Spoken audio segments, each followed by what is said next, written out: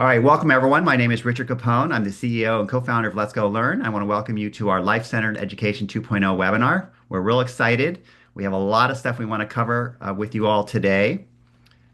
With me is Elsa Iglesias. She is our partnership success specialist who will be co-presenting with me. And what I love about Elsa is she has lots of operational expertise. She's been a transition teacher, coordinator. She knows all about it, and she's been talking to all of our customers right now, helping them implement. So she's going to be adding that operational information as I sort of talk about some of the features and specifications. So she's going to be interjecting and talking quite a bit. So with that said, I do want to start. Again, we're going to stick to our agenda. We have 30 minutes.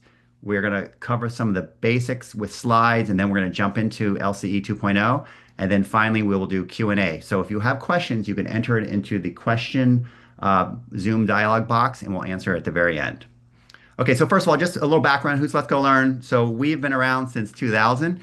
In 2001, we launched one of the first reading assessments that's diagnostic on a modem. So we've been doing technology ever since 2000, and we're really good at it, and that's what we're real excited about. And so our core platform is a reading and math diagnostic assessment instruction platform, and now we have LCE curriculum and instruction. So we're really, really excited about it. So we're going to be talking about that today. But one of our guiding principles has always been to produce products that help teachers, right? So from a diagnostic standpoint, we're not into summative testing. We're into diagnostic testing that tells you what to do. What we like about LCE, you're going to learn, is that it's very detailed. It guides teachers. It tells them, what do I need to do next? And so it's really, really helpful and powerful. As far as our overall platform, we're building everything based off of our core LMS, our learning management system, and that's where we have the reading and math academics. We've now layered on transition, and then we also have a behavior assessment that we talked about yesterday in a different webinar, and that's real exciting. Now, Life-Centered Education is a product developed by CEC and DCDT. So CEC, as you know, is the Council for Exceptional Children, and they have 18 divisions within it. One of those divisions is the Transition Division, which really has set the stage for what is transition, what does it cover. And so they developed these new lessons, and they revamped LCE 1.0 to 2.0, and now in this new version, it's on our platform, right? So it's powered by Let's Go Learn. Now, the reason why they really chose us for this is because CEC and DCDT, they're not technology company. They're basically a professional organization for training, for support, for advocacy, and they needed a partner who they could trust. We're case endorsed. They need someone who is catering to special education, and so they like that we had all this expertise. When you have a product, sometimes you need to be able to connect to SIS systems. You need to be able to do data privacy agreements. You need to be able to do trainings. You need tools that do assessment to test students. That's what we do. That's our bread and butter, right? So we're real excited for this partnership. We hope it's going to be a long, flourishing partnership. And what it does for you all is gives you a better product and better service, right? All right, so I'm going to jump into it, right? What is LCE 2.0? So it was an existing product, but it was getting older. And one of the first things they needed to do is completely overhaul the domains, some competencies, and all of the definitions and lessons in transition, right? So it changes, it evolves over time. It's not a fixed curriculum. And so this new version is spanning these different areas. The main domains are community living, employment, and post-secondary education. And there's all these new defined subcompetencies with lessons. But this is really was a painstaking process, right? Remember, DCDT, they helped define transition originally, and CEC, they helped write IDEA. So a lot of transition was originally defined in their work, and now the same group has redefined it, re-expanded it to be modernized. And so I just want to throw a couple examples, and we're going to show you some of this. And we also do have a list of all of these if you want to see review what they cover. But some of the examples of modern, curriculum is going to be sharing personal information, digital security, online etiquette, dating, catfishing, right? All these different examples. I just pulled out a few of the newer ones. I thought it's really interesting because it's really hard for a transition teacher to be totally up to date on all of this. How do I introduce online dating, right? That is a part of the world today. how do I talk about catfishing? Right? If you don't know what that means, you should read the lesson plan. But there's a lot of stuff that goes on that as a teacher, you're trying to prepare students and how do I know how to do that? So that's what this all covers is the teacher lesson plans are amazing. And like I said, this stuff is really helpful as well. I don't know, Elsa, if you have anything you want to add, because I know you've been talking to people who've been seeing these lessons, and what have they been saying? Well, what's really nice about the lessons is I don't know about the participants today, but if you're in special education and you had those lesson plans where you had to modify everything, these lesson plans have already high leverage practices built in. They have the all the UDL, all the examples of the different types of ways that you can actually introduce this material, a variety of different activities for the students. What they did with LCE 2.0 is really expanded it so that it can reach all types of students. Students in transition, we know they're varied. They have lots of different disabilities. You might have high academic skills and low adaptive skills, or you could have low cognitive skills and high adaptive skills. So that flexibility is what's been built in by these professors who created some of these lesson plans with CEC and DCDT. I was really impressed on some of the parts of the lessons where they actually included, I don't know about you, but when I was teaching, they would say in the curriculum, oh, you should use a sentence starter here as part of your UDL. And then they actually included it. I used to have to write those sentence starters, and now these lesson plans include those sentence starters. They include all sorts of varied resources that you could actually use across different diverse populations. I think that's one of the most important things that I think that's been added. And as a former sped teacher, I've done special education, I've done general education, I've also coached teachers, and that was one of the big things that teachers came back to me and said, you know what's nice is I don't have to modify it. It's already modified for me. And of course, you can add things to it and change things up. We all do that. But a lot of that is already introduced in the lesson plan itself, which as a curriculum specialist, I was quite impressed with that. What I like about it too is I've been hearing is that whether you're a new teacher in transition or an experienced teacher, sometimes there's no way you can know all the topics, right? So it's something you come across something and like, I think I should teach it like this, but I'm not quite sure. You could search for the lesson and say, oh, okay, this is what they're saying. And what's interesting too about these topics, I talked to Stacy Dejanovic, who helped, create it.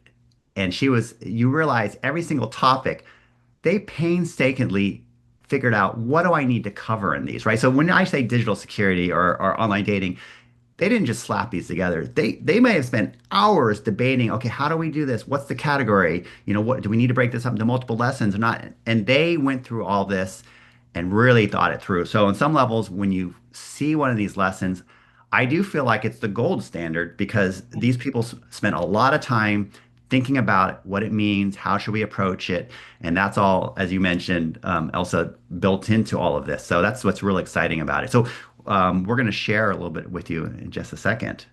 Yeah, Um, the scaffolding that they put in place is quite impressive. The scaffolds are already embedded in, and they give you so many different levels of scaffolding, which is really good. And I think the professors really, it's exactly what Richard was talking about. They really did a painstaking job of looking at the material and looking at the types of HLPs that they can include. For example, with students with ASD, right, or students on the spectrum, they might need more help with communication skills. So pair share is included as one of the types of instructional strategies. So again, they really did a nice job of thinking about who is my core audience and how am I going to up their game, right? Push them a little bit further. all right, super. So because we're action-packed webinar today, we're going to jump right into it. So I am in an account instantly. Okay. And of course, this is our regular LMS. We've got a lot of information. For those of you who aren't exposed to it, the home tab, we got training, and then we have the class of students. We can connect to Clever, we can connect to whatever SIS. You can do spreadsheet uploads, all that good stuff. But we're assuming right now you're jumping in there and you want to see what are the lessons you have. So we right off the bat on this overview page, we even have an AI assistant, which is really cool. So to help you find lessons, but we do have the domains here: community living, employment, post-secondary education. So you could drill down. But if you really don't know what something is, I could say, hey, let me go ahead and click on this and say, Lena, what lesson would be good to teach online dating? And I could submit that. What I like about it, it's natural language, right? So if you don't get the keyword term exactly, like maybe you have a synonym for how you say online dating. So right there, it tells us, oh, okay, lesson code OP1, OP2, and it gives you the lesson and tells you the path, right? So this is really powerful. It even has some basics on the background, the research base in there too. So you can ask questions if you need to. So it's really powerful. So I love showing that. Another simple way for us to make AI really useful. All right, so now I actually put in there OP1, right? So I want to go ahead and search for that. Let's take a look at it. So here's the lesson, all right? I know it's a little tiny. I do apologize.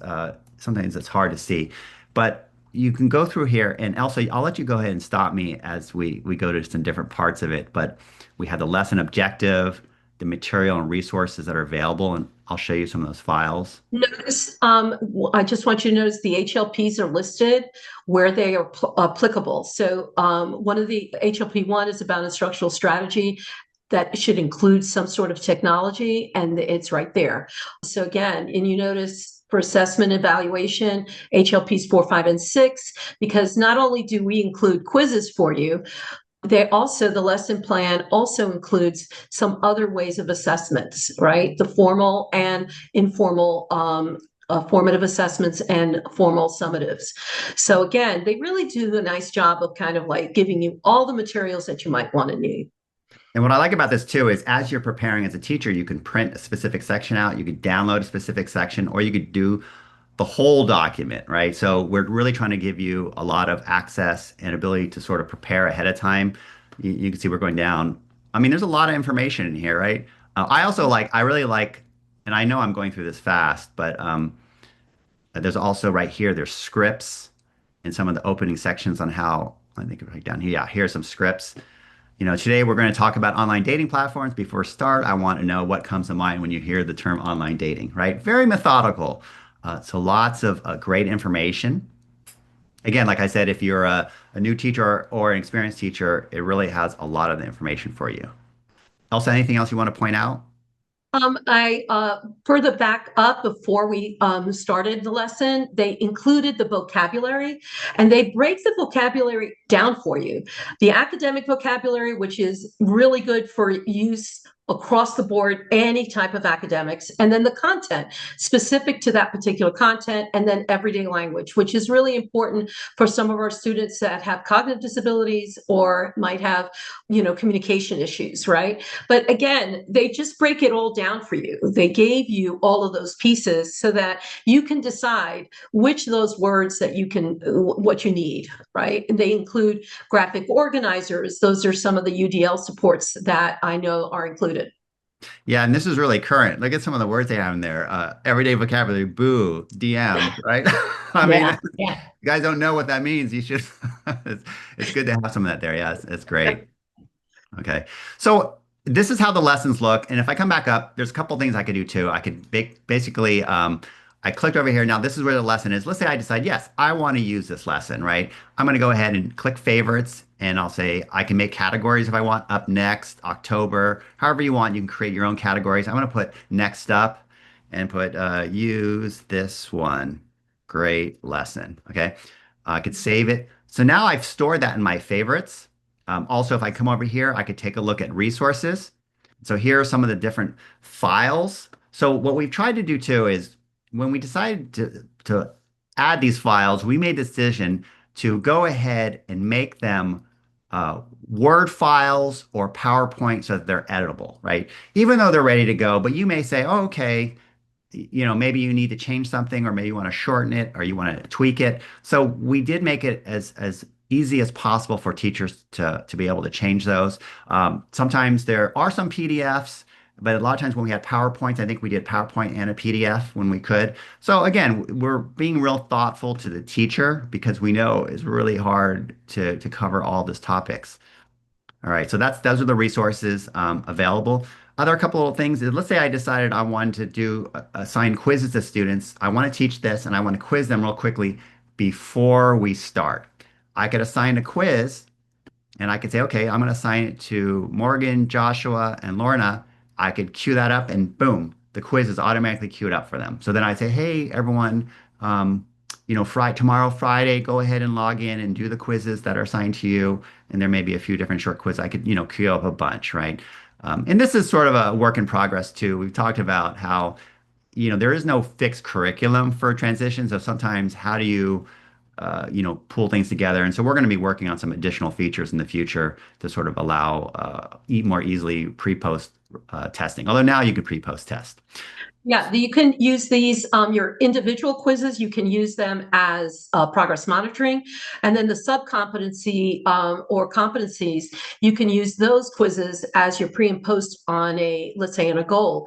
Let's say personal hygiene is your goal for that student that's on their transition IEP or any of their goal plans. So you can actually give them a quiz on that hygiene practices. And then that is really specific. You can give them as a pre and post. And that is that's one of your data points for your IEP or transition goals. So again, you can use those in between lesson plan quizzes as your progress monitoring towards that goal. I just think it's just really good teaching technique to have pre and posts All right, for so your I just students. drilled down to one of the community living and going through drill down, I selected a different competency and then the sub competency. So you could see there's lots of different lessons here. Again, I could view the lesson plan, the resource, assign a quiz. We have something I'm going to talk about in a little second called Edge lessons. That's some supplemental student-based online lessons. That's an add-on option that we have that's a part of it. So I will talk about that in a second. But I did want to come back over here to my favorites. Remember how I starred the online dating? So now these are the lessons that I have starred, right? So again, I could filter these by the tags that I may have set up ahead of time. So we're really trying to make this easy for the teacher to plan and organize, right? So I think we've sort of achieved that. That's sort of in a nutshell. I mean, there is another tool. I do want to talk about uh, Edge right now because I know we don't have a lot of time and I do want to get to some questions. So the Edge is a supplemental student-led uh, program where you can assign these lessons that are very interactive. They basically start off with explicit instruction, animation. Sometimes they have a song, and then it has gaming practice where they have to go through and get 100 points. So also, you were mentioning how it's really good for independent learning or distance learning, Mhm. right? Yeah, it's you can use it as an intervention tool for homebound students. You can also use it to back up a lesson that you've just taught, and almost something to reinforce what you've just taught or review with students. It's got lots and lots of uses. Yeah, so overall, we're having both the regular LCE 2.0 is going to be your teacher-led materials with student built-in quizzing. And then we also have the Edge, which is an optional add-on. You don't have to do it for all students too. It could just be certain students that's self-paced, it's digital, has basic tracking. Every lesson has a score. So I really can't get into any more detail. I realize that actually we're running short on time, but that is sort of hopefully we've given you sort of the basics of it, and you guys understand, how it's built, what it can do, and why everyone is so excited about it. So if you want to start a conversation, if you scan that, you'll probably it'll get to Elsa, and she'll have a conversation with you, or some of our other customers, educational consultants. But you could do that. Also, I think we have some questions coming in. So go ahead and put those questions in. Let me ask the first one here is, okay, how often will the curriculum be updated from this point forward? I could take a stab at that.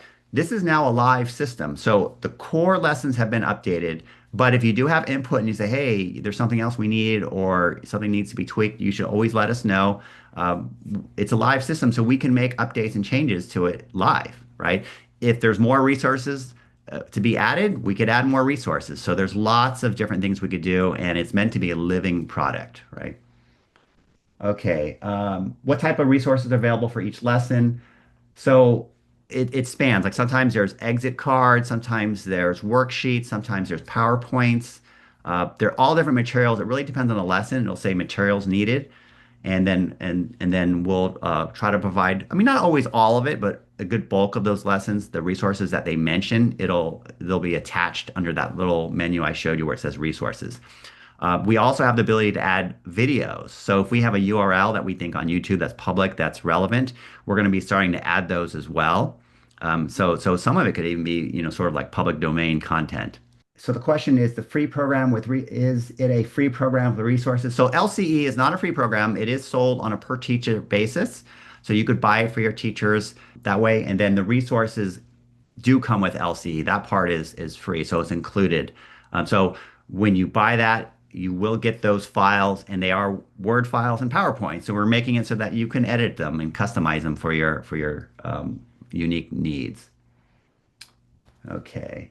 And sometimes teachers like to add some resources, and we have been thinking about that. I think there was a future thing, thinking about networking some of the resources that others have contributed, and so that you can have access to those. That's something that might be in the works.